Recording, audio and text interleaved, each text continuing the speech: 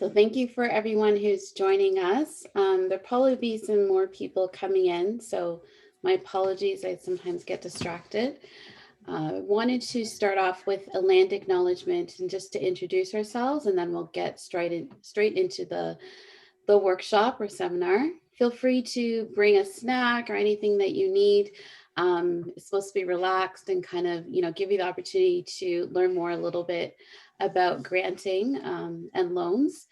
As well, if you have any questions, feel free to use the chat button. We will definitely get to your questions, as well as any other questions you want to ask verbally, feel free to do so as well.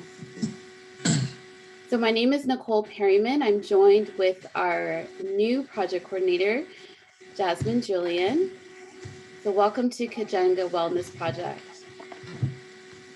We'd like to acknowledge the lands of the people of the Mississaugas of Scugog Island First Nation. We are thankful to be welcomed on these lands in friendship. The lands we are situated on are covered under the Williams Treaty and the traditional territory of the Mississauga, a branch of the Great Anishinaabe Nation, including Algonquin, Ojibwe, Ottawa, and Potawatomi. These lands were made home to a number of Indigenous nations and people. We acknowledge this land out of respect for the Indigenous nations who have cared for Turtle Island, also called North America, from before the arrival of the settler peoples until this day. Most importantly, we remember the history of these lands have been tainted by poor treatment and a lack of friendship with the First Nations who call them home. This history is something we are all affected by, as we are all treaty people in Canada. We all have a shared history to reflect on, and each of us is affected by this history in different ways. Our past defines our present, but if we move forward as allies and friends, it does not have to define our future. And I'd like to take some time just to acknowledge the experiences of the Black community. Kajenga Wellness Project was built on the premise of building. We know that within Canada, our Black community has continued to experience repeated trauma and racism.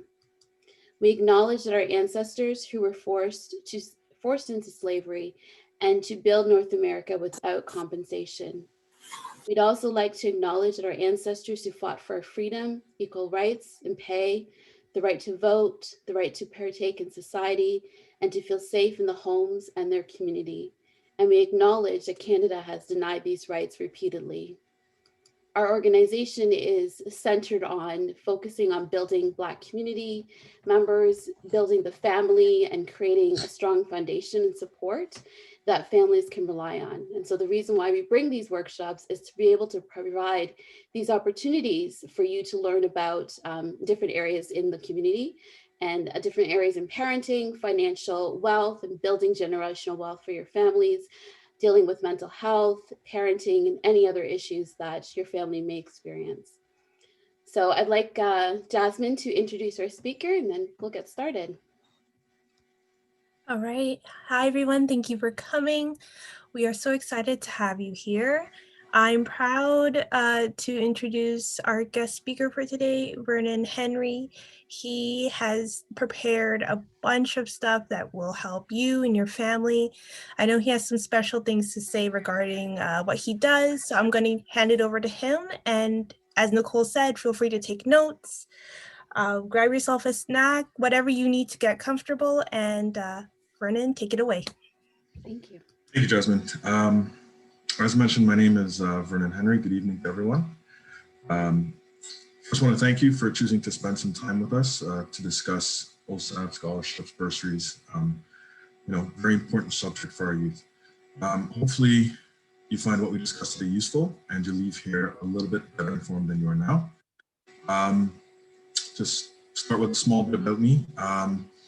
Recent member of the Kajenga Advisory Council. Kajenga being is fairly new itself, and I'm new to being involved in a community organization in this way. On a more personal front, I'm the father of two stepsons in their 20s, a son in grade 7 and a daughter in grade 11. That means that preparing for this seminar also served as a good refresher for me as I'm going to require this very information in the next year. Professionally, I've worked in the financial industry for over 20 years. Currently, I do work for one of the big 5 banks. However, I need to stress that I'm not here today as a financial advisor, nor am I here representing the institution I work for. I'm essentially just a parent who's been through this process before, helping their child finance their education, and want to share what I've learned. So that's a bit about me. We want to jump right into this, Nicole? Yeah, sounds good. Thank you so much. Okay. So guys, what I've done,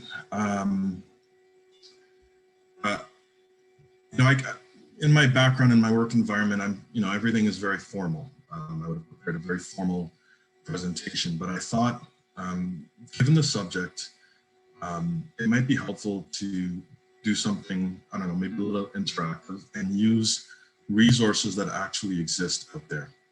So I was given a list of questions, and they basically break down into 3 groups. One, the first being OSAP, second is more generally scholarship and financial services, and the last being savings. So if we focus on the first group, OSAP, I'm going to share my screen. Let's just make sure everyone can see it.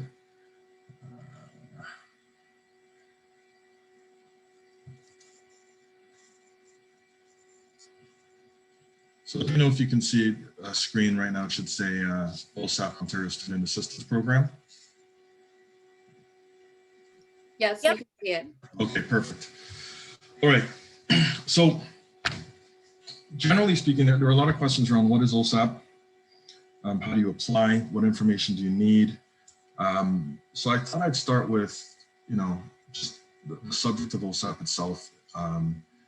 And for that, I'm actually going to lean heavily on York University's website, but I thought I'd start with this website. If you want, I can certainly send out the links to these sites following this meeting. But I honestly just, Googled OSAP. And the reason I did that is because one of the things I hope everyone is the realization that the information is it's readily available, more so than, I'm not going to date myself, but definitely more so than maybe when I was interested in the information where, I probably had to walk into a financial aid office to pick up a brochure. Right now, everything's on the web, and there's a lot of information out there. So just starting with, as I said, I'm going to lean on York University site a little bit. So this website is from York University. First thing I'll say is most schools, in fact, all schools have a financial aid office. I will say most. I haven't found one, and I Googled a number of them, but I haven't found one yet that doesn't have a website that's very informative. So most schools have a very informative website as well. So, if you're at the point where obviously if you're thinking of applying for OSAP, that means you've applied to schools. I would highly encourage you to just Google your school's website. So, in this example, York University OSAP, or, University of Windsor OSAP, whatever school you're thinking of, or, University of Windsor Financial Aid Office. Google it. A lot of information is there, and that will be relevant to that specific school. So we're going to start with as I said, York's. So OSAP, Ontario Student Assistance Program. It is what it sounds like. It's a financial program to assist students with financing their education.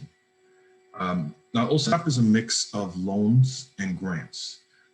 It's also a program that, OSAP is specifically for Ontario students, but it actually pulls in and ties into a federal student loans program as well. And you don't have to apply twice. You apply once to OSAP, and you have access to both. So I'm going to jump to what I've done here is I've laid out the tabs, but really I'm going through this information. So, if we think of, you're ready to apply for OSAP. As I said, it's a student student assistance program, the federal piece that I mentioned is called the National Student Loan Service. They're actually the ones that administer the OSAP program. So, if when you apply to OSAP, if you're approved for OSAP, and then, eventually finish your education, you need to repay the loan, you'll be dealing with National Student Loan Service Center. Right? Oh, sorry. Before I continue, Nicole or Jasmine, is there a facility for people to ask questions? Yeah, there's a chat button that they can use to ask questions. Or Okay. you can also raise your hand, but I don't know how to do that. Yeah, so if you see a small smiley face on the bottom of your screen with the word reactions under there, if you click that button, there should be an option that says raise hand if you have any questions. Is this something that you can, please interrupt me, Jasmine, if you see someone raise their hand. Otherwise, Definitely. I'll just keep going. Okay. All right. Yep. All right. So National Student Loan Service Center. As I mentioned, they administer the OSAP loans. Once authorized, they will disperse the funds. And when you're no longer a full-time student, you will actually, end up repaying, like your loan repayments will be made to them, right? We'll move into eligibility for degree students.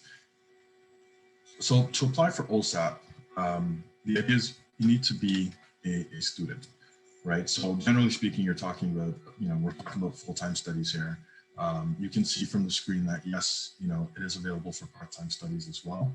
I won't focus too much on that. I'm going to assume most of the audience are interested in pursuing their studies full-time, and really and truly outside of the eligibility requirements, there isn't much difference in the process. Okay. So you do need to be a Canadian. Now, citizen, permanent resident, you do need to have Ontario residency, which means you need to have been living in Ontario for at least 12 consecutive months without attending a post-secondary institution full-time. Oh, là nồi nóng. Yeah. We got everyone on mute. Yeah, oh yeah, để nóng quá.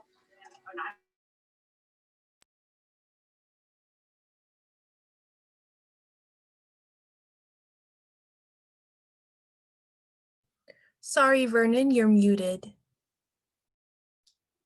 Yeah, he should be fine now. Sorry. Okay. Sorry. Yeah, sorry, I was saying, the qualifications, you do need to be an Ontario resident and have lived in Ontario for the past 12 consecutive months without attending a full-time post-secondary school. You need to register in an OSAP approved degree program. Now, again, I'm on York University's website. Generally speaking, you would go to the school site that you're interested in. Most degree programs are, do qualify for OSAP. If you think of the traditional, universities and colleges, there are some private institutions, and if you're considering one of those, I would encourage you to definitely visit that school's website, the financial aid, or contact the financial aid office, just to ensure the program you're interested in attending is OSAP eligible. You can't be in default on a previous OSAP loan. You have to maintain satisfactory academic progress while you're on OSAP, and have a demonstrated financial need.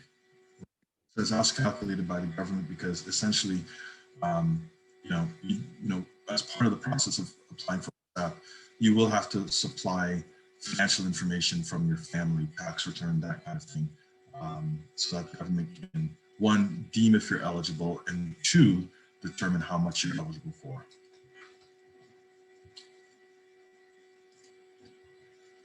So the process for applying for OSAP. So once you've applied to a school, you can start thinking about applying for OSAP. Okay. The application is an online application, and I'm just gonna jump back to the initial website I was on, which is the Ontario. It's an Ontario government site. It's the OSAP website. This is kind of the landing page if you Google it. Here you will see that, you know, they have information and the steps to apply for OSAP, registering online. Everything is, it's really a guided process, right? So once you land here and you register, and unfortunately I can't show you the actual application. You know, I don't have anyone that I need to apply for this year. But it is a pretty straightforward process. The application will take you online 15 to 30 minutes, right? Now, that's if you come prepared, right? So they will provide you information that you need when you're ready to apply. And that information generally, involves, for example, your social insurance number. If you've worked and you have tax returns, like you have to show your income for they'll ask for your income in the past year. They'll ask for your parents' income. And this is usually done using tax returns, right? So all of that information, once you begin the application process, you will be presented with everything you need. It's fairly straightforward. It's things most people should have. If for some reason your parents don't file tax returns every year, they're going to need to catch up because that information is required. Okay. So the application process is fairly straightforward. You can see on the York University website, they break it down into, 7 steps, right? I'm not going to go through each step because I think the application process, like I said, it is fairly guided. If you have questions, please let me know and I'll discuss it more. But I don't know that there's much we can do without actually going through the process, right?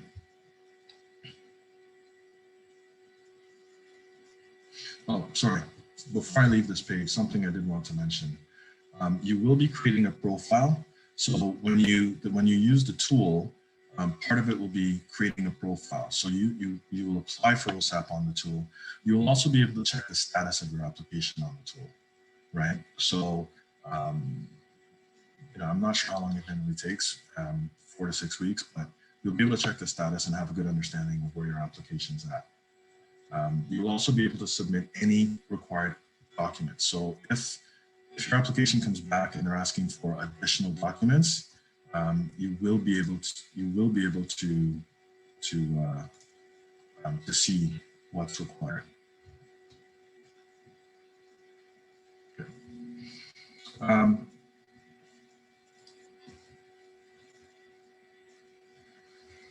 Sorry, I said 4 to 6. They say 6 to 8 on New York's University website, but some of the other sites I saw said 4 to 6. So let's say 4 to 8. So once you've applied and you're approved, let's assume you're approved. What happens, right?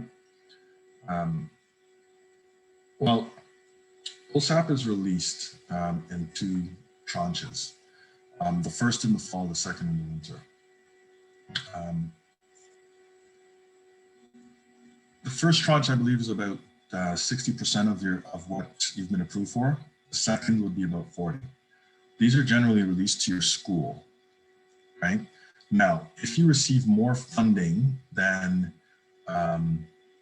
you owe the school for tuition, let's say, you receive a little bit more because you'll be living off campus and OSAP, you receive enough for OSAP to help with your living expenses. That excess amount over and above what the school requires will be deposited directly into your account, right? So whatever is owed to the school goes directly to the school. Anything in excess of that goes directly into your account. Okay.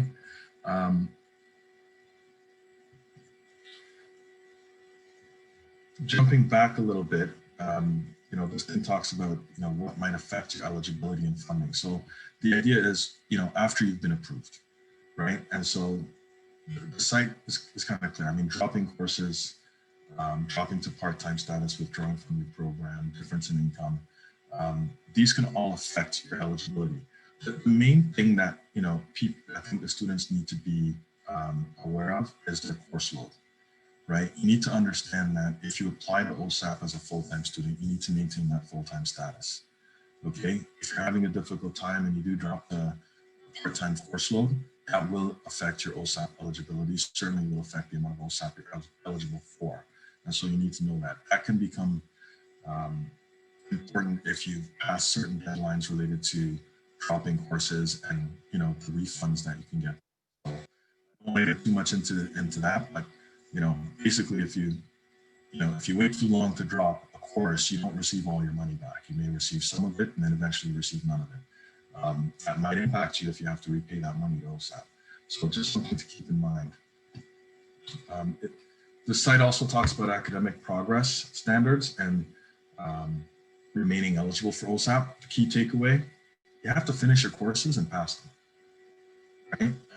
That's key takeaway number one. You can't go in there expect to be eligible for OSAP if you're not doing the work. So, student who goes off, parties a little too hard, doesn't do the work, ramifications beyond potentially just failing the course. All right. Also, switching in and out of programs, that can have an impact as well. Okay. So, nobody expects you to know exactly what you want to do right now. But, frequent or multiple program switches. So nobody's saying you can't switch a program. It's, you can't sample different programs and then decide, oh, don't like move to the next one, move to the next one. That will impact your eligibility. And it goes on with a few more things here, summer courses and grades, as well. Now, the information here,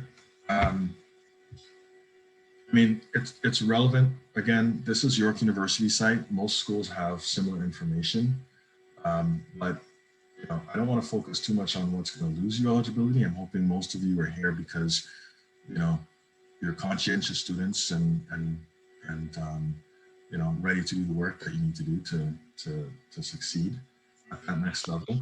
But you do need to understand that if you fail to meet standards, if you're placed on OSAP probation, after 1 year, you're placed on probation, but after 2 years, you do lose OSAP eligibility. And for some students, that means losing the ability to go to school because you can't finance it, you can't fund it, right? And you can see in this table, it gets really severe after 3 years because now you've lost the eligibility for 36 months, right? So things to keep in mind. I don't want to focus too much on the negative, but it's always important to understand that this, OSAP, there are strings attached. It's worthwhile. They're not onerous strings, but there are strings attached. Okay. And in terms of generally speaking, things that can affect your funding, right? We mentioned a little bit already. If you drop a course, if your income changes, if you drop to part-time, all of these things will have an impact on your ability to continue receiving funding. Okay. Does anyone have any questions at this time?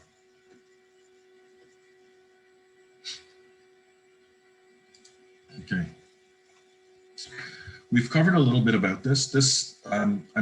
So just again, this is the York University site. This is their OSAP landing page. I'm literally walking through each of these major headings. Okay. A lot of the information on here is repetitive, but I think it's important. So we've covered this already. How will my funding be released? As I mentioned, you've got a fall release where 60% of the funds are released, and then a winter release where the remaining 40% are released. Okay. It will be released directly into this. Imagine you have an account at your school, right? The account says you owe $10,000 for tuition. It will go straight to your school to cover that $10,000. If you happen to receive $15,000 in OSAP, an additional $5,000 will go to your bank account at whatever institution that might be at. So part of applying for OSAP is providing your financial information so that they have that on file and can release the funds to your account.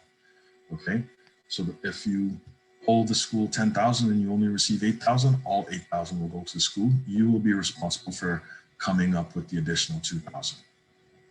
All right, so again, key thing here, school gets paid first before you do. Okay, so you need to have an idea, and you can't rely on OSAP if you have to pay for rent or something along those books, anything along those lines. You need to understand how you are going to fund that if you did not receive enough OSAP to cover your tuition, because all of your OSAP will go towards covering that tuition in that case.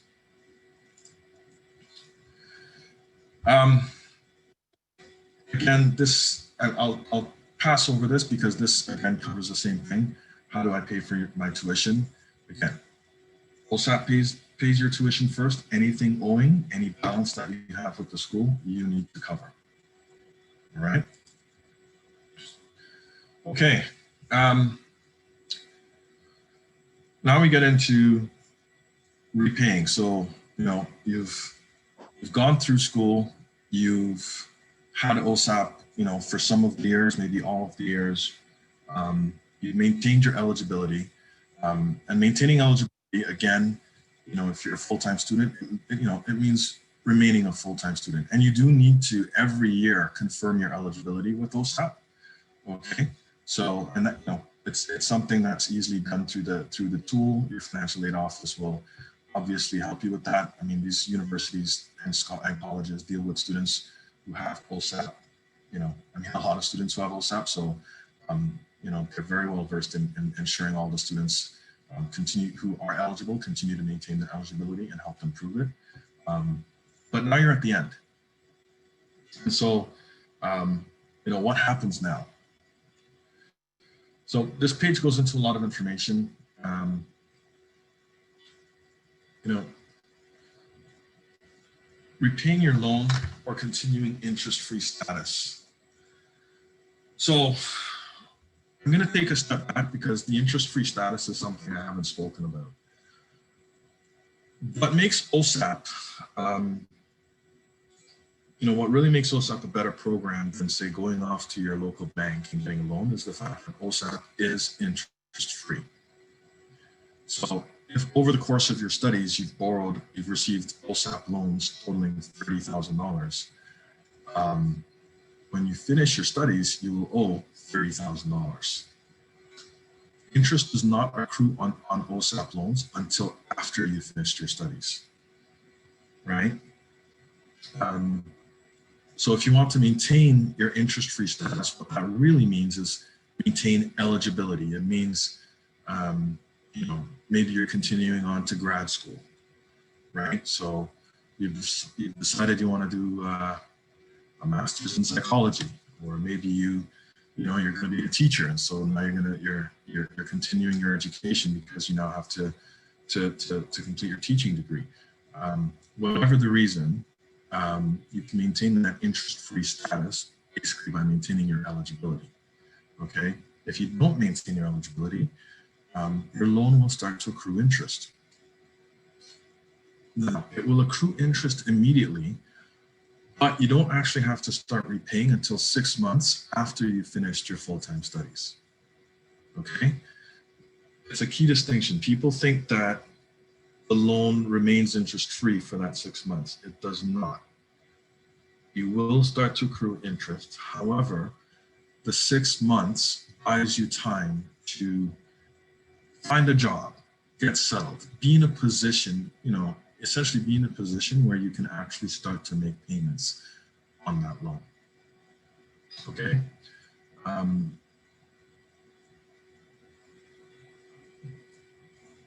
In terms of the repayment, I mean, as I mentioned, you will be notified. They'll send you all the paperwork. You will be paying the National Student Loan Center, and you know, they will notify you of what that payment looks like. They actually have calculators and tools available that you can Google that will help you estimate what the loan payment might look like if you're unsure. Right. Now, the one thing that this site doesn't cover very well is that It is possible, it is possible to get grants. Now, if you do receive a grant, the grant portion does not need to be repaid. The only piece that needs to be repaid is the loan. Okay, that's it, nothing else. I've come back to the Ontario government website just for just to recap that. There's a lot of information out there. So I would say, if you're in the early stages, I mean, if you're looking at going to school at university or college in September, obviously you're already in the application process, and I encourage you to visit the financial aid websites of the schools you've applied to, right? You'll get specific information to the schools you're interested in. You'll have contact names there if you want to speak to someone and have them walk you through the process. There are a lot of resources available at each school. If you're not at that point yet, if you're like me and my daughter is in grade 11, and so I'm a year out from that process. I can Google and I can go to any school's website. I can also go to the OSAP website, which is on a website.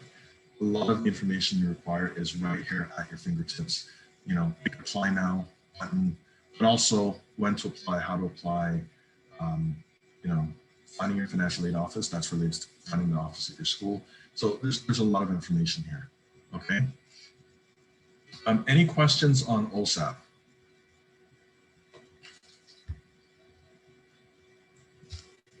Okay. I'm just checking the chat. I don't think so. I think we're all good.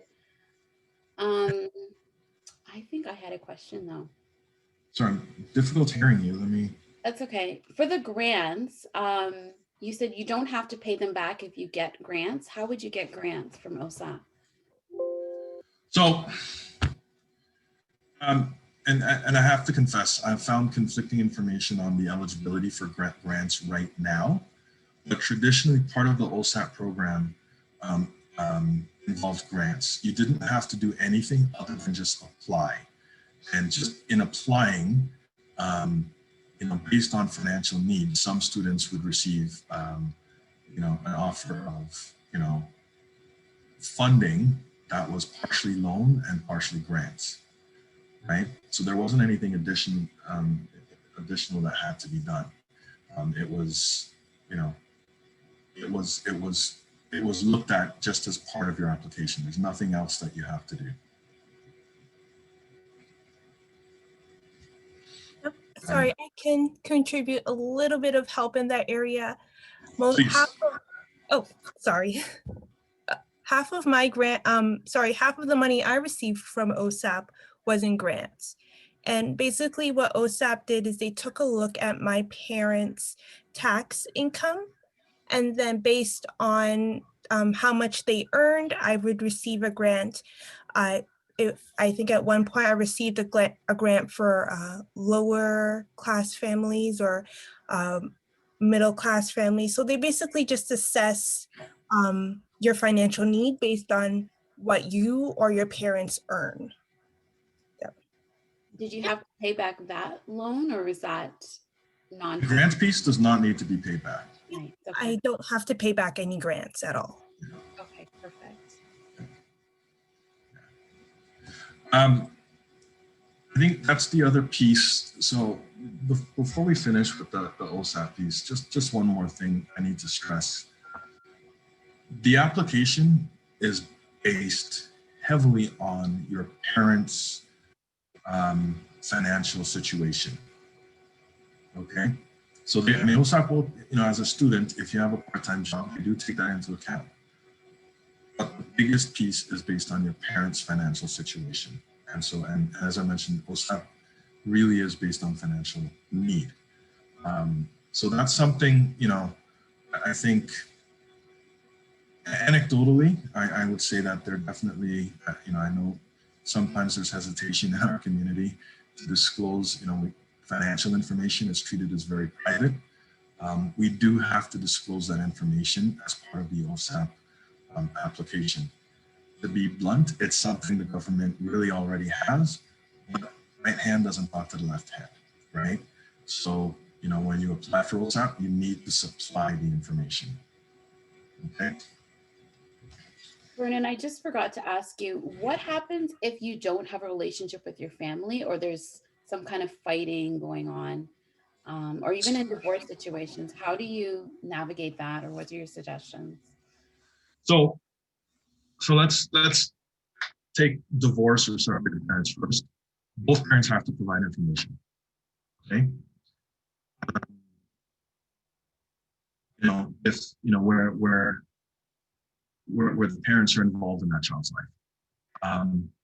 Where that is not the case, there are mechanisms that they provide for you to indicate that maybe it's a single parent household. The other parent is not involved in the child's life, doesn't want to be, will not, isn't willing to share their financial information for whatever reason. Whatever the case is, we all have a lot of different circumstances. There are processes that they do have in place that will allow you to indicate that that's the situation, right? Everything from having a parent sign a document and indicates that they're not involved, they have no intention of supporting, and and no matter what they make, they're not contributing. To even situations where parents are unwilling to sign anything.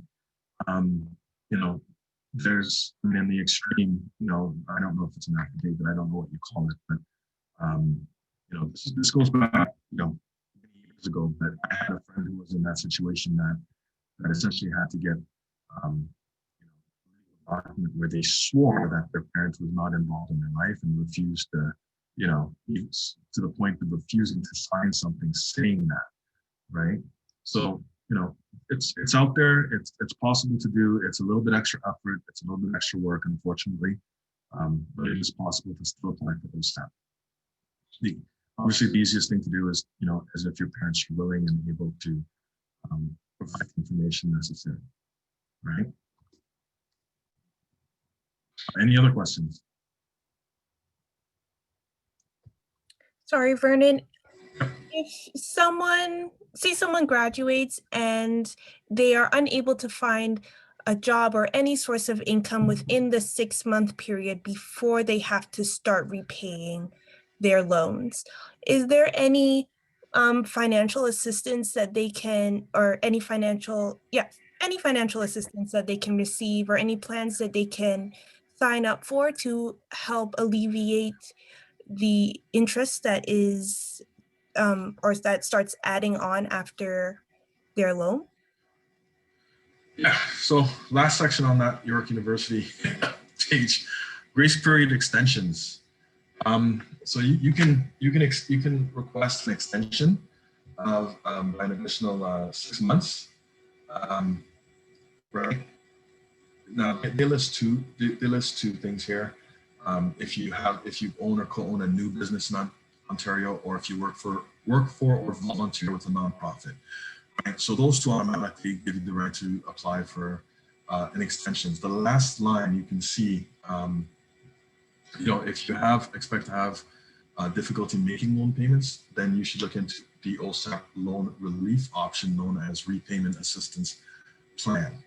Okay. Again, there are options. It takes a little bit of effort. You've got to kind of go into it, and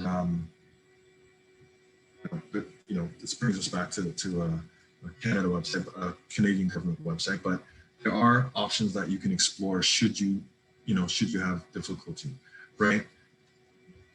Excuse me. I'm not going to jump into it, but you can see that they actually have information even for students right now who may find themselves unable to find work because of COVID, right? So I'm not saying that everything will always work out with OSAP, but it actually is a very well-rounded program. And they do give you options to try and make it possible for you to repay, right? Without breaking you, right? So you do have that available to you should you need help repaying, okay? Any other questions?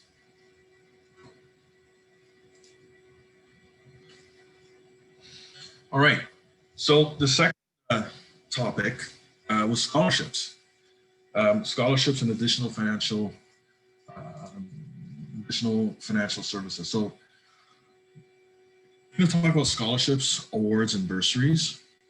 I found this, I got to be honest, when thinking about the difference between a scholarship, an award, and a bursary, I have to admit, even I wasn't really sure the technical difference between them.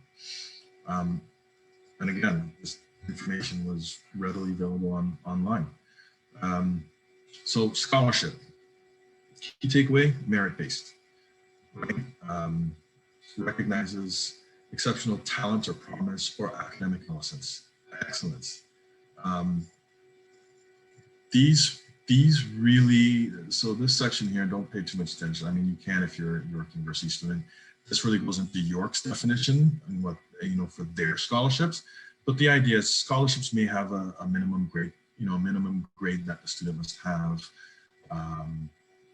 It may have, depending on the scholar, you have scholarships that are targeted towards certain areas. So maybe they're looking for a minimum grade in math or science. It could be a minimum grade overall. But scholarships generally are merit-based, okay? Awards.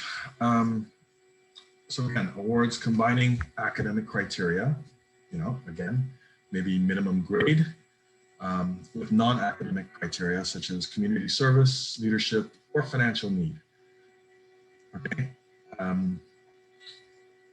So very similar to scholarships, but taking into account an additional component. So it could be volunteering, could be financial need, could be something else, okay? Bursaries, primarily designed to assist students with financial need. So defining criteria for a bursary may be,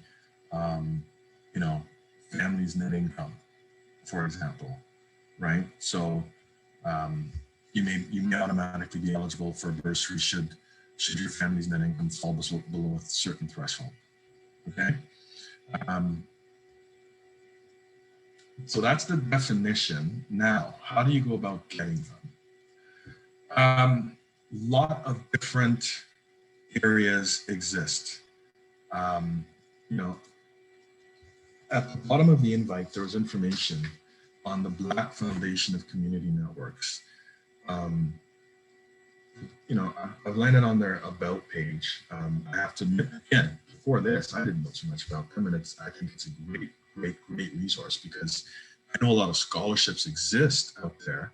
But typically, you'd have to do a lot of legwork trying to find out what scholarships exist, where do they exist, what organizations have them. These guys have done a great job pulling that information together. So, if we take a look, if you click on scholarships, and I've already done that just so it doesn't become a factor, they actually have a page that has a scholarship directory. It's actually, sorry, where's the directory? Did I pass it? It's actually quite an extensive directory. I'm not going to go through everything, but they have scholarships based on month when you apply, right? Then they have additional scholarships below, okay? You can see the list is quite extensive, right? This list will include, it includes organizations that I hadn't even heard of. It also includes organizations, for example, that I knew the JCA, the Jamaican Canadian Association, offers scholarships, right? But I'd never heard of the Horatio Alger Association scholarships. So very long list. The link is, if you look at your I believe it's on the invite. I could be wrong, but I believe you'll see the link on the invite. Very long list of scholarships. I encourage you to go through the list and apply. The other thing I want you to be aware of is don't exclude scholarships based on the name of an organization. So the JCA, for example, the Jamaican Canadian Association, they really pride themselves on serving the Black community at large, right? you do not need to necessarily be a Jamaican to qualify, right? So they, every organization site that you go to will have information on all of their scholarships. And if you go to the JCA website, I'm only focusing on one, but each website, each organization will be different, but you'll see that there's not just one scholarship. We have Dr. Ezra Nesbeth Foundation Haley Donaldson Nursing Scholarship, the Dr. Lancet Brown Dental Scholarship, the Buchanan Family Scholarship. So just at the JCA, you can see there are a number of scholarships that may be available. And here's something that I think, a lot of people don't realize. When it comes to scholarships and bursaries and awards, the key is to apply. Don't rule yourself up by not applying. And I think, in talking with Jasmine, earlier, one of the things that Jasmine mentioned to me that was told to her is that a lot of money goes unclaimed. A lot of money just sits there because people don't apply. So in some cases, you may be, your only competition might be yourself. If you meet the criteria, you might automatically get the scholarship because maybe no one else applied, right? So if you need it, take the time to go through and apply for the scholarships. The other thing is, apply right away. Apply right away. This is a Queen's University website. I have it here just to illustrate that, we're in mid-January, and yet the deadline for one scholarship has already passed. The deadline for a number of others is February 15th, right? Apply right away. Like, look into these things. Do not wait until you're admitted. You may not accept a program until I can't remember the timing. What is it, April or May? Right? Don't wait till then. You would have missed the deadline for all of these. Not one of these goes past March 31st. Right? So the money's out there. So the first thing I'd say to you is make sure you apply. Second thing I'd say is apply early. Don't wait. Take a look at the deadlines, make sure you're applying before the deadlines. Okay. And if we look again, if we go back up, you'll see that even with the BFCN network, scholarships with deadlines, almost every month of the year. I mean, you don't wait is the key message here.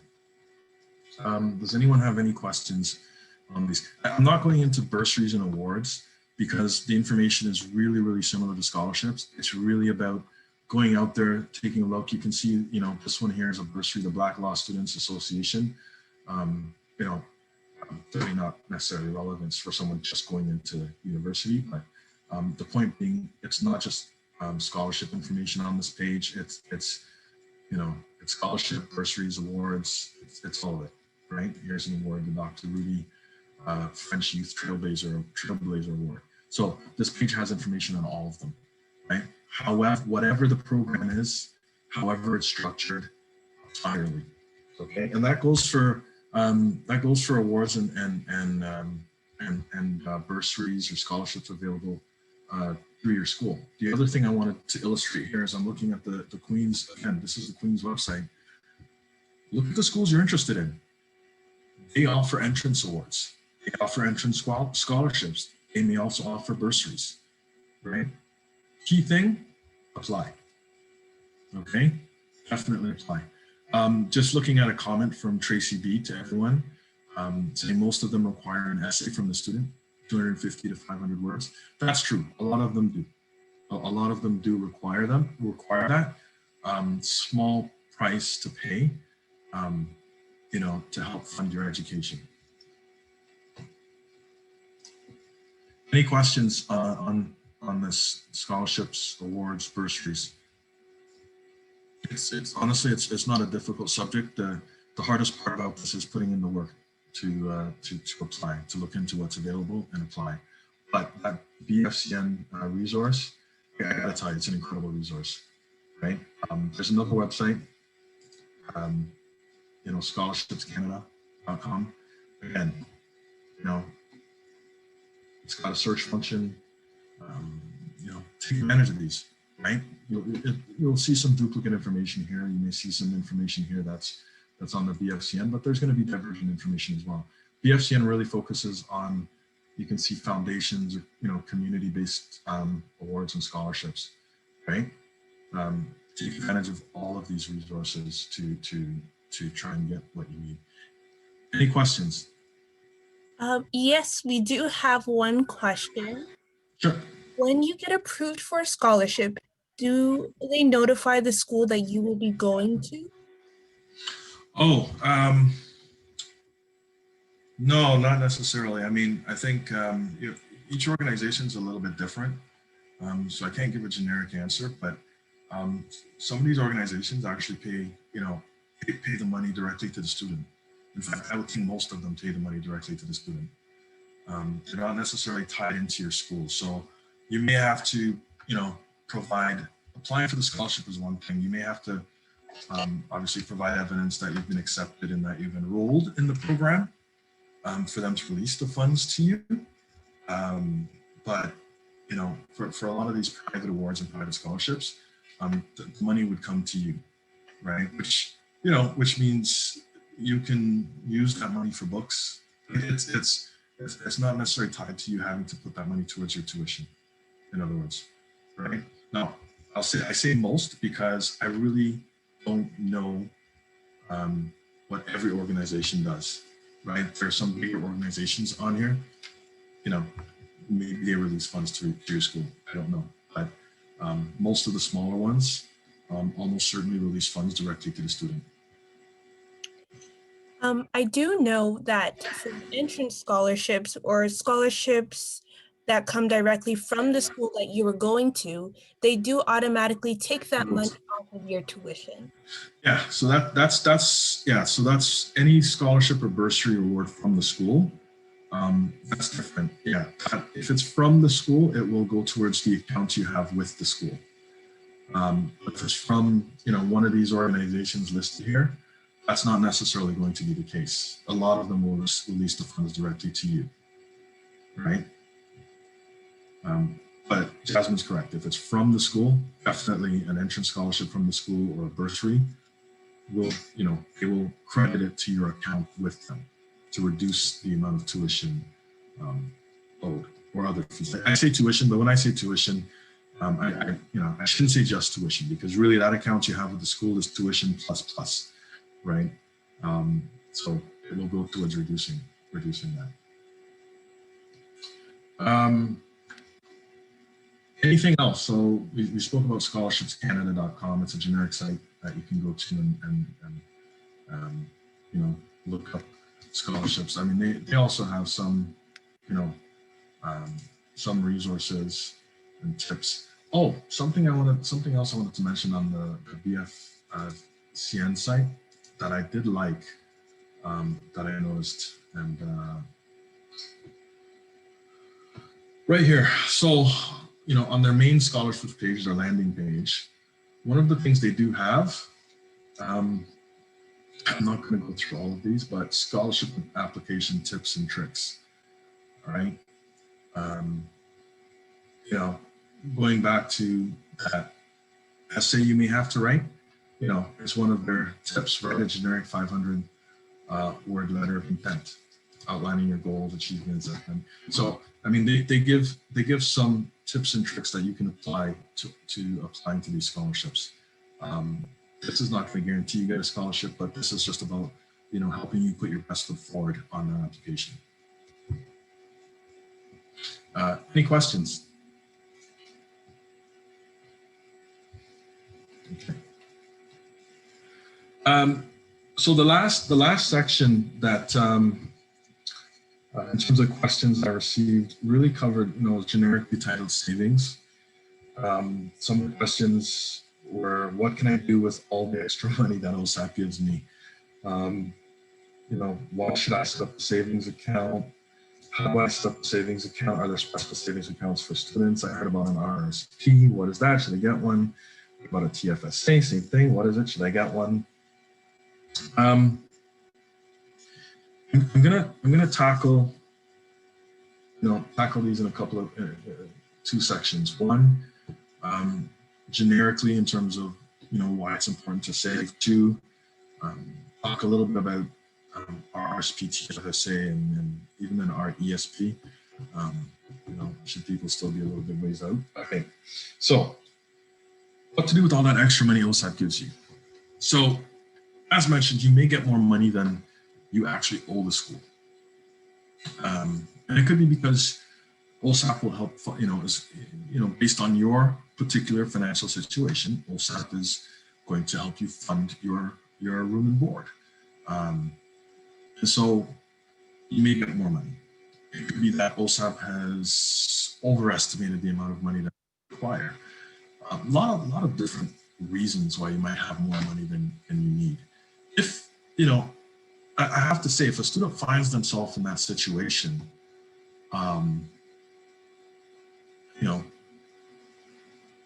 you want to save that money, and we'll get into how to save, but you want to save that money. You want to put that money to work for you. I'm not going to, I'm not a financial advisor. I'm not going to get into all the different ways you can do that. But the idea being that, especially if it's a loan, if it's a loan, you have to repay that eventually. So the last thing I think you should do is blow that money on whatever, right? Don't take the spring break trip to kill all spring break trips with the money, because you will owe it. At the end, at the end of your studies, you will owe that money. It's a great opportunity to help you kickstart a savings program. So why should you set up a savings account? There's so many reasons, and it goes beyond getting extra OSAP money. I think I'm not going to get into it. Nicole or Jasmine, maybe at the end you can maybe just provide a little bit of information on the financial literacy series that you're running. I just think that it's important that students realize early on the need to save and the power of saving, and because that's not something that's necessarily part of our culture. It's something hopefully we're turning around, but we don't necessarily come from a place where we learn to save early. Speaking of myself, I learned to save because of necessity. I needed, when I thought about buying my first home, I thought, oh, I have to save. Really, if I had started saving at an early age, right, by the time I thought of buying my first home, I would have had what I needed saved, right? So I think there's, that's a big subject, and maybe, Nicole and Jasmine can provide a little bit of information about the financial literacy series that's ongoing, because I think it's something that, is important for the community. So if that's okay, I'll move on to briefly cover TFSA, RSP, and I'll even touch on the RESP, just for information purposes. Again, in the beginning, I mentioned I'm not a financial advisor. I'm providing information, just, it's information I have, it's information readily available. And so I will share what I have. I'm utilizing an article. I personally like the site moneysense.ca. It's a site that I've used. So I just chose to use this site because, as the title says, everything you need to know about RSPs, TFSAs, and RESPs. It's just a good site. It's a good site to get a general overview. Everything you need to know is probably overselling it. It's not everything you need to know, right? I highly, highly, highly recommend. Should you want to know more, contact your financial advisor. People think I don't have a financial advisor. You do. If you have a bank account, go down to your branch and ask to speak to someone, and they can give you more information. Right? But I always encourage people, do a little bit of research first. When you talk to people from a position of some knowledge, right? Okay. So, RRSP. What is an RSP? Registered Retirement Savings Plan. Been around a long time. And this article, I think, is from 2019, I want to say. Not sure. 2019. And at the time, RSPs had existed for 62 years. So it's been around a long time. The whole point of an RRSP is to save for retirement, There are other uses. Won't get into them. They can assist you if you're a first-time home buyer. You can withdraw under special circumstances without penalty to help fund the purchase of your first home. If you're going back to school, right? So if you're a mature student, like myself, who might be, if I was to go back to school, I'd be considered a mature student. I could tap into my RRSP to help fund my education without penalty again. But generally speaking, it's to help fund retirement. And you keep hearing me say without penalty in those circumstances. And what that means is if you withdraw early in advance of retirement, yes, there's penalty to be paid. There's taxes to be paid. So key thing about an RRSP is it's before tax money. What does that mean? That means if you put $10,000 into an RSP, and I know we don't have 10,000, so maybe I'll use 1,000. If you put 1,000 into an RSP, you don't have to pay tax on that 1,000 today, right? So most of us get tax deducted off of our paychecks. That means if we put 1,000 into an RRSP, the government will give us a tax refund equal to the tax we paid on that $1,000 because we shouldn't have paid tax on it, okay? But you don't, the catch is when you retire and you start withdrawing money from that RRSP, you will have to pay taxes at that time, okay? So why would you do that? Well, simple. Hopefully the idea and the thinking is that when you retire, you're in a lower tax bracket. Not going to get into the discussion of tax brackets, but basically the more money you earn, the more taxes you pay. While you're of working age, you typically have the mortgage and your children's education and this and that. And, when you're earning and you're working, you're probably in a higher tax bracket than you would be when you retire. When you retire, hopefully, fingers crossed, you've paid off that mortgage. Your children, you no longer need to fund their education. You have less need for income, and therefore you're not going to be withdrawing as much from that RSP as maybe you were earning. And so you'd be in a lower tax bracket and therefore paying less taxes on that money at that time than you pay on it now. That's the short story. Any questions on that? Okay. Either I really confused you guys or I did a decent job with it. TFSA. Good for almost anything, and it's true. TFSA it's almost like a traditional savings account that you're used to, in that, the money you put in there, you've already paid tax on. So if you have a savings account at the bank, you've already paid tax on that money, so you went to work, you worked whatever, you got your paycheck, it said your gross income was $1,000, your net income after tax was $800 because the government took their $200 in tax. Okay, you put that $800 into a savings account. You don't have to worry about tax anymore because you've already paid tax on it. The cool thing about a TFSA is, generally speaking, anywhere where we earn interest, where we invest money, and we have investment earnings, the government taxes that too. So you put that $800 in a savings account, and for some reason, some bank out there is offering 10%. Nobody offers that, for less than 1% usually, but somebody is offering 10%. Okay, and you earn $80. Well, guess what? The government's going to say, $80 of income. I want my piece of that, and they're going to take $16 from you. And you're left with what, $64, right? That's a typical savings account. A TFSA, your investments grow tax-free, right? And so you don't have to, you put money in there, you don't have to pay tax on anything that's earned. And when you withdraw from your TFSA, you don't pay tax on anything you take out. So, cool thing about a TFSA, it's basically a savings account that allows your money to grow tax-free.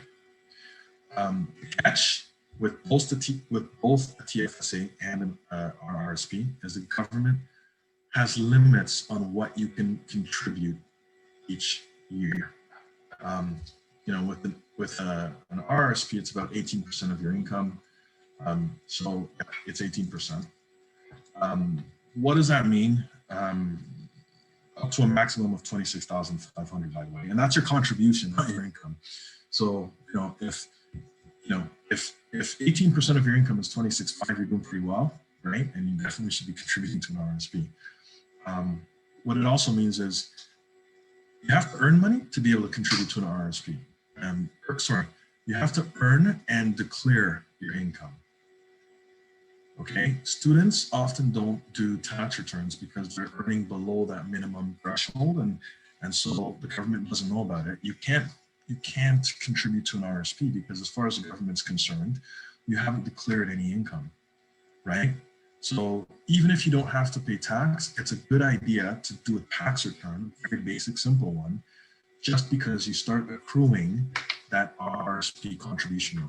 It's cumulative. So even if you don't use it this year or for 10 years, when you're ready to start contributing to an RRSP, all the income you've earned has contributed to the amount of contribution room you have. TFSA, similar idea. You have an amount that you're able to contribute. It was 5,000. I think it's actually gone up recently to 6,500. But each year you have an amount that you're able to contribute to your TFSA. So that's the catch with the TFSA. You can see in 2019 that the maximum you could contribute to TFSA was 63.5, assuming you hadn't put anything since 2009. So in other words, if you happen to be very well off with $200,000 sitting around, you can't contribute 200 grand into your TFSA. It's a fairly new product. You have to accumulate contribution room. That's how the government kind of keeps things in check and makes sure that it's a worthwhile product, but it's not somewhere where people a lot better off than most of us can just hide their money. Okay, so for most of us, it's a really, really good savings tool. The cool thing about a TFSA, because it's basically a really cool savings account, and you can have anything in there. It can be an investment account. You can buy stocks and bonds and stuff if you have the right TFSA account. I'm just focusing on a savings type. I'm not saying I'm advocating that. I'm just focused on that. What's good about it is you can use it for any purpose. You can use it to save for a house. You want to take a really big trip in 2 years, you can put that money in a TFSA because you can withdraw it tax-free, right? And anything that it earns, it earns tax-free. So it's a really good account, and to be honest, something I've spoken to my own kids about, like when talking to them about saving and why you want to save, right? Last thing I'll cover here doesn't really apply to kids going into school right now, but on the chance that I don't know who's on the line, but on the chance that we have any parents on the line or kids who have siblings, younger siblings, the RESP, an incredible tool to save for your education. Why? Because on the first 2,500 that you contribute each year, the government gives you the government contributes 20%, right? So the maximum contribution for the government is typically $500. There's some other rules. If you're a lower income family, you can actually get up to $600 on the first amount, but the government basically contributes up to $500 each year. They top out at a maximum contribution of $7,200. So for the lifetime of the RESP, you're contributing regularly. The government will contribute up to $7,200. And like it's, like the other two, the money grows in this tool, essentially tax-free. Okay, there's a rate below mentioned, but the money grows in this tool tax-free. So I guess, I think I saved something here. Yeah. So this just shows, I mentioned that there's some additional funds available for families with additional need. Families that make a total of $45,900 qualify for an additional amount. And then between 45.9 and 91.8, they qualify for an additional amount, but a little bit less. And so, the maximum yearly grant for those families, for the most neediest families, is $600. Again, you have to understand that. I mean, if your family makes 45.9, it's probably difficult to contribute. $2,500, or 20,000, sorry, $2,000. I said 2,500 before, it's 2,000. It's probably difficult to contribute that, but yeah, I mean, the money is there. What's really cool is most investments, you know, you're either, if it's a savings account, you're looking at a really paltry interest, like almost nothing. GICs might be 1% nowadays, right? If it's an investment in bonds or stock, there's always some level of risk that you can lose. You know, it's not automatic that you're going to earn money, you can lose money, right? What's cool about the RESP grant, regardless of the type of income, the type of investment you choose, the government's giving you an immediate return. You're earning an immediate $500 if you, or $600 if you contribute the maximum each year, right? So you can earn up to 7,200, and then the lifetime grants is the same regardless of circumstance, but you can earn, you know, a return of 7,200 without doing anything other than saving for your kids' education, right? So very, very, very powerful tool. Now, I mentioned it grows tax-free. When you take the money out, the money is taxed, but it's taxed in the hands of the student. And that's the key difference. So when you withdraw from the RESP, you know, your parent, so let's say I contribute, and I contribute every year to an RESP. I'm the one putting the money in. I'm working, I'm earning, I'm putting the money in. My daughter goes to school. That money, when it's withdrawn, when we take it out for her education, she's the one who pays taxes on it. Why is that significant? Well, I do I do all right. I'm probably in what's considered a 40% tax bracket. That means on the next dollar I earn, I'm probably paying 40 cents of it in tax, right? As a student, she may not be paying any taxes at all. She's not earning, or she hasn't earned enough, or she's paying taxes. She's in the lowest tax bracket. I don't know what that is, but let's say it's 15%, right? So you're going to pay a lot less tax on that money that comes out of the RESP as she will, right? So that's an important distinction. RESP money, yes, it's taxed, but it's taxed in the hands of the student, not the parent. And so it's, again, a really powerful tool as a result. Any questions on all of that? Yes, we do have a question. Sure. If you're a mature person looking to go back to school and you are not currently working, would you be taxed on the RSP in a lower tax bracket, or would it be based on your family's income tax? Wow, I do not know. I do not know. I can take a, you know, RSP.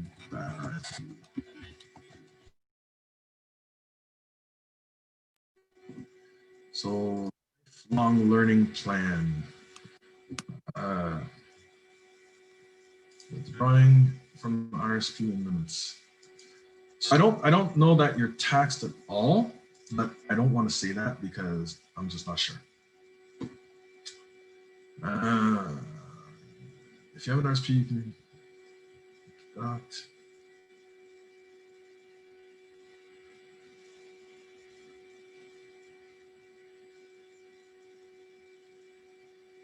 Okay, so probably too much info for me to go into this on here. But I don't mind. I don't know when. Oh, sorry, was that Brittany? I don't mind looking this up, Brittany, but I'm not a financial advisor, but the information's here. It looks like, so it looks like you went through up to 20,000, but 10,000 over the course, 10,000 each year for 2 years. Okay, so that's the first limit. I don't believe you're taxed.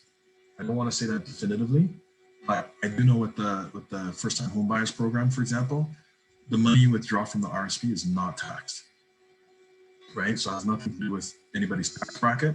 It's not taxed, and then you have 15 years to repay it. I believe the lifelong learning plan is the same thing. So I believe if you withdraw 10,000 over, you know, a year for 2 years, for example, to max 20,000, I believe you then have a certain period of time to repay that, but I'm not 100% sure, but I don't mind looking into that for you and following up with you if you'd like. Any other questions? Nope. That was a great question. I didn't even think about that being an Yeah, option. yeah. Lifelong learner. Here we go.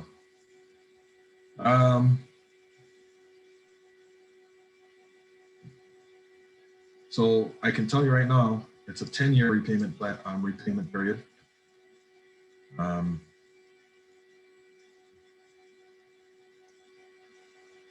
Yeah. So 10-year repayment period. Not sure about the tax implication. I can speak on the first-time home buyers because I participated in it. That's how I funded my, part of my down payment for my first home. And I was not taxed on the amount that I withdrew. Key thing I can tell you is when it comes to repaying, if you do not repay the money into your, so if you were through $20,000 and it's a 10-year repayment plan, that means you have to repay $2,000 each year. If you don't repay the $2,000, whatever you have not repaid will be added to your income. So if you earn $50,000 in a year and you did not repay any of the $2,000, they will treat you like you earned $52,000 that year. That I can tell you. Any other questions? What happens if your child doesn't go to university or college with the RESPs? Can you withdraw it? Do you lose the money? What happens with that money? So I'm going to speak generally because, and I'll speak generally. I've gone through this. I went through this with one of my stepsons. So you need to, there are different types of RESP programs, right? So there are RESPs you can get at your local, bank or credit union, right? Or, trust, whatever, company. Then there are RESPs that you can get through that they have, I don't know the technical term for them, but they're basically pooled funds, right? Like they'll have some specific name, the family such and such RESP program. They're generally sold through financial advisors or people like independent financial advisors, people not affiliated with, major financial institutions. So, not people not affiliated with your local bank. Different rules for each program on exactly what happens with the pooled funds, especially.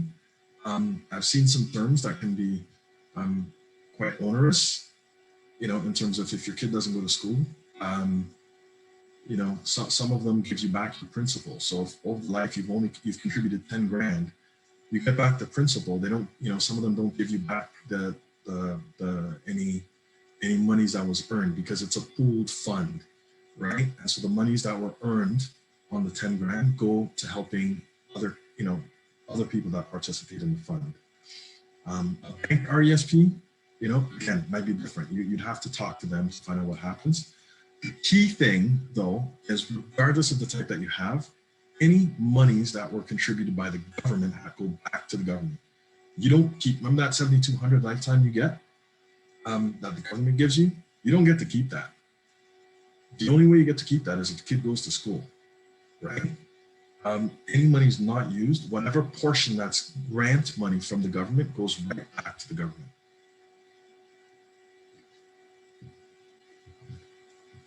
Does that answer the question well enough? Yeah, absolutely. Thank you. I always wondered what happened with that money. I mean, the key thing on this subject here, guys, is, I'm speaking to you, basically as one of you, right? Just somebody who maybe has a little bit more experience than some on the call. I highly encourage you to speak to a financial advisor at your financial institution about all of these. You don't have to go in there and purchase a product. You don't have to go in there and speak to them only if you're interested in purchasing a product, right? They will sit down with you just to give you information. It's a service industry, right? Go to them and expect great service, right? From them now when you may not be in a position to invest or purchase a product, right? Let them impress you in the hopes that when you are, you bring your business back to them, right? But I would encourage you, go, if you really want more information, I really encourage you to sit down with them and talk to them, because they should be more than willing to give you any and all information that you require. And for those of you, parents or child looking at school this September, right? You should be on your school. If you applied to 3 schools, visit all 3 of those schools' financial aid office website, right? Visit their website, a lot of information. A lot of them have seminars.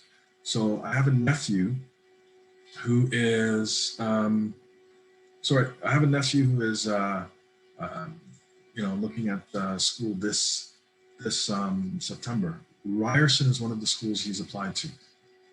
He is on that, no, I shouldn't say him. His mother has him on that website, looking at all sorts of seminars, including ones related to funding education, right? So he's looked at webinars related to on-campus housing, financial aid, you name it.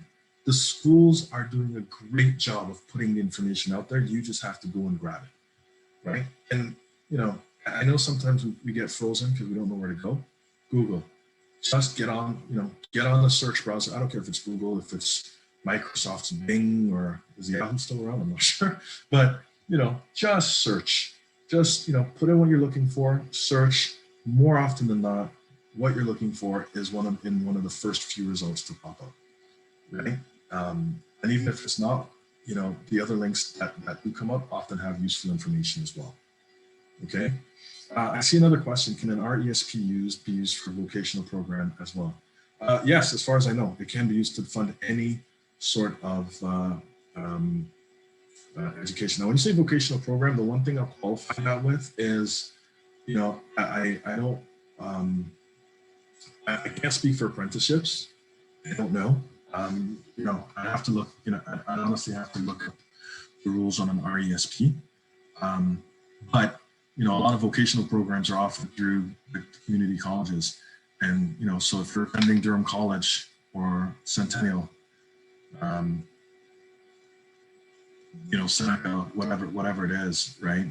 If you're doing the vocational program through them, RSP is definitely, our ESP, is definitely in play. And to be honest, so is OSAP. Right? I'd be surprised if you cannot use it for apprenticeship, but I don't want to say that you can because I don't know. Right? I don't know. Yeah, I know that they give money somehow, but I'm not sure how either. So yeah, that's another workshop. Take my own advice here and just Google it. Well, I'm feeling like it's probably. Oh, someone else asked that. Well, like I said, it's yeah, it looks like, it's on the job training. So it looks like there's a definition. Actually, you know what? Let me go to the Government of Canada website.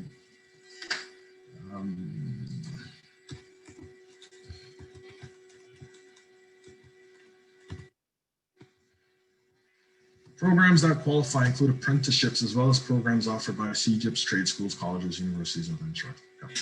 There you go. Good. Yes.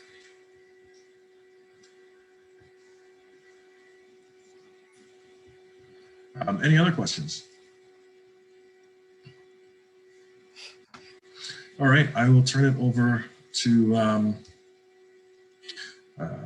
Nicole or Jasmine. I know there was a question that I'd offered to follow up on. If Jasmine, I don't know if you made note of who that was. If you can do that and maybe just make sure we capture their email address. I'll do my best, to try and find the information, and if I can't, at least hopefully point you in the direction where you can, somebody that can assist. Yeah, I agree. Thank you. And I, as well, I know you mentioned BFCN. I think I said their acronym right, but they're also having lots of like OSAP loans and kind of support, scholarship support. So take advantage of their free Zoom online workshops as well. Yeah, Really helpful. good point. So much. Yeah. Yeah. Thank you all for attending. I appreciate it. Hopefully hopefully I was able to give you a little bit of help in this process. Definitely. Thank you, Vernon. I know you did mention that we should share our information about our financial series. For those who didn't see, I did put a link to the last workshop that we did. In it, we talk about investments and savings, building generational wealth. So if you'd like to go to the chat and check it out, I know we do have some other workshops that are coming up, I believe next month. So if you'd like, you can follow our website at Kajenga family. I'll post it in the chat so you can subscribe and stay updated about all of our events that are coming up. Thank you. And thanks everyone for coming. I appreciate it.